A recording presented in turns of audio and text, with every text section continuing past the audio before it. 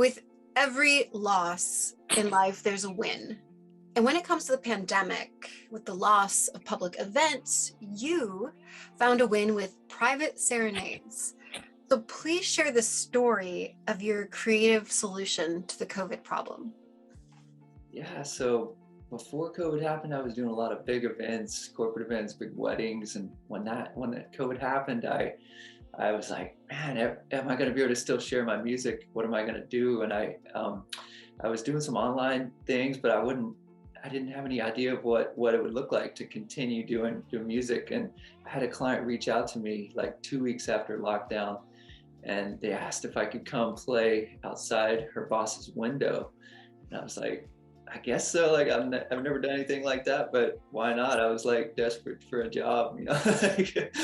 So I said yes, and I went down there, and she came out on the balcony, and her friend was videoing, played a few songs for her, and we posted it online, and people just loved the idea of it. They just went crazy over the idea of, you know, showing up at somebody's house and serenading them. And so that just took off. It just really snowballed.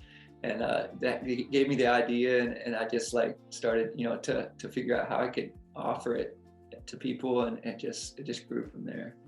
Wow. So yeah, what started with one simple ask that you've never had before turned into this. Yeah. You know, so here's the thing. You have made people cry. The many you've serenaded in person and the many who have watched you serenading online, including myself, who have been just moved to tears. Oh. Happy tears. How many serenades have you done since the pandemic began? And how many have you brought to tears? Is there one particular serenade that really moved you the most?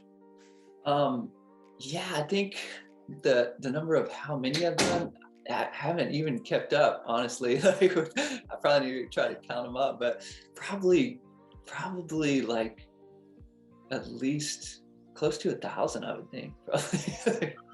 Oh my gosh. I've done so many. Like, yeah, it's probably between like 800 and 1,000. Like, I've done tons of them. I can't even count.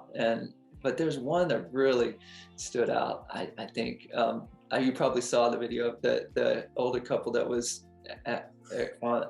sorry, I cannot talk.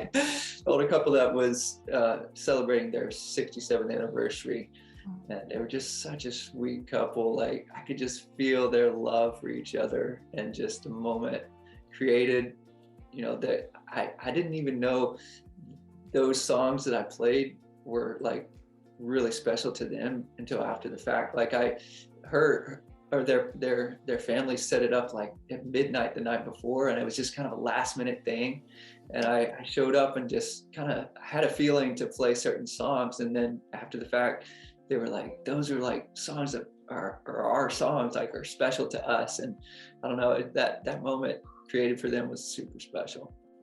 And that is amazing. You know, so what is it? What is it about music that makes it unique to all other forms of communication and expression? It has this unique ability to elicit emotion. I would love to hear from you as a musician. What do you think it is about emotion that can touch us like nothing else can? I think when people hear it, like, you know, you don't, it's not like a language where you have to understand, like you just automatically understand. It goes straight to your soul, like in a way that maybe other things don't as much. Like, I think it touches people's soul. At least for me, I've seen it do that for so many people, especially with the serenades. Like, it just touches them in a way you can't explain, and it's super special to be a part of it. And like, when you're in that moment, for me, like, and I can feel that happening, like, it's just magical. Honestly, it's really, really cool to share that with people, and especially with, like, you know, with the serenades, it's like just kind of one-on-one, like really intimate setting. Like, it's super powerful. It's honestly been the highlight of my career so far. Oh my gosh, that's amazing to hear. Okay, so now we're going to switch gears a little bit and let's talk about the instrumentation. So as far as instruments to play, why was the viola your instrument of choice? What was it about it? So I think I saw like a string quartet play, and when I was like 12 years old at church, and I was really intrigued. I'd started on piano like when I was 6, so I played music.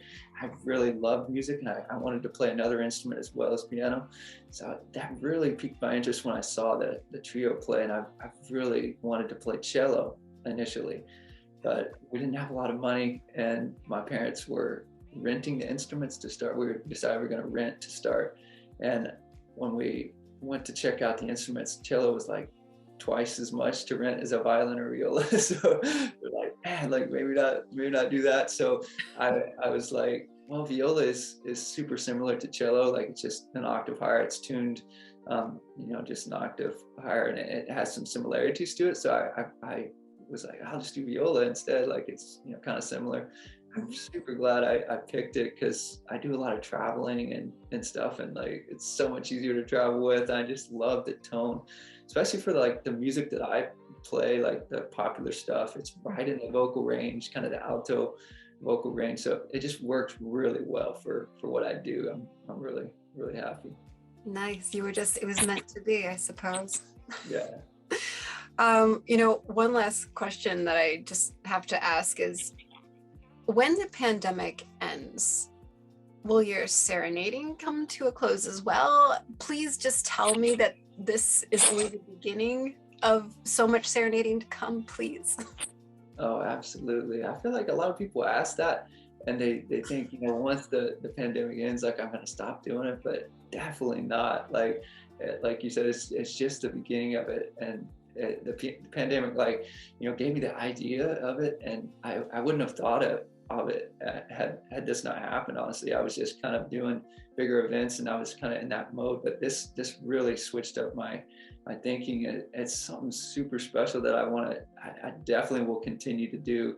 I think it's just the beginning. I think people kind of initially thought, man, it's great for like lockdown, it's perfect for that. But I feel like it's so much bigger than that. Like it's great for people need music in every situation that they're going through in life, and can touch them and just bring so much hope and healing and whatever they're going through. So I think going forward it'll be more, not so much about it's a cool thing to do during lockdown, but it's a cool thing to give people that moment to support them in whatever moment they're going through in their life. I think it's so much bigger than just doing it for people during lockdown. Like people need it in every situation. Honestly, I want to keep sharing it and see how I can grow it for sure from here. Well, I love it. And so thank you you answered that question correctly. Okay, good job. I think it's a beautiful concept, strings to support, because we all need it, like you're saying, not just when the pandemic ends, perhaps that it will end one day, that this is something needed always and appreciated always. Yeah. And what a beautiful thing to come from all of this. So just want to thank you for sharing your talent, your art with the world, and helping all of us come a little bit more aware now. Thank you so much, Daniel, for your time. Oh, you're welcome. Thanks for having me on here. It's an honor to share what I love to do and my passion with people. So thanks for having me. Thank you for being here, and keep rocking it like you do.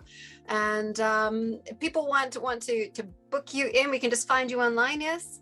Yeah, danielmorrismusic.com. Social media is all Daniel Morris Music too, so definitely can get in touch anyway there. All right. I'd love to. Fantastic. Well, be prepared to hear from